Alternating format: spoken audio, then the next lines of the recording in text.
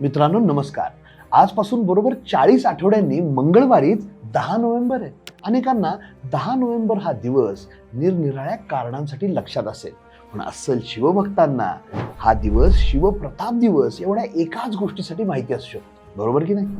बरोबर याच दिवशी शिवरायांनी अफजल एन्काउंटर केला होता. शिवरायांनी आदिलशहाच्या राज्यातील आपल्या वडिलांच्या शहाजीराजांच्या सुभ्यामध्ये स्वराज्य प्रस्थापनेची सुरुवात याच भागातील छोट्या मोठ्या दुर्गांना जिंकून केली होती. 18 वर्षाचं पोराचं बंड मोडून काढायच्या उद्देशाने फतेह खान या सरदाराला पाठवलं पण होतं, पण ते आव्हान फार मोठं नव्हतं.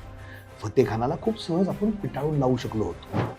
आपण जावळी घेतल्यानंतर मात्र अफजल खानाचं जे संकट आपल्यावर आलं होतं ते मात्र आपली पहिली वहिली अस्तित्वाची लढाई होती आणि महाभीषण असं युद्ध होतं. शिवरायांचं नाव खऱ्या अर्थाने गांभीर्यानं उल्लेखलं जाईल असा मोठा पराक्रम शिवरायांनी त्याला संपवून गाजवला होता. खऱ्या अर्थानं तेव्हाच्या राजकीय पटलावर शिवराय अवतरले होते.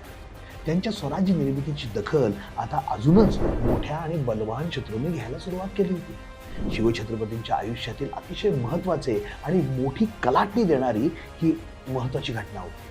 मग आजपासून एका भन्नाट शृंखलेला आपण सुरुवात करतोय. तब्बल 40 आठवड्यांची शृंखला असणार आहे.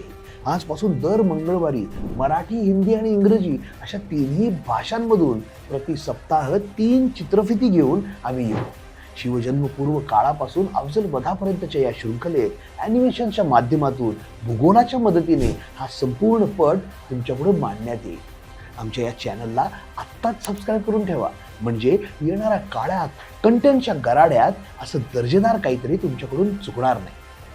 अफजल एन्काउंटर या आपल्या बोर्ड गेमवरच्या प्रत्येक घटना आपण ॲनिमेशन्समधून समजून घेणार आहोत.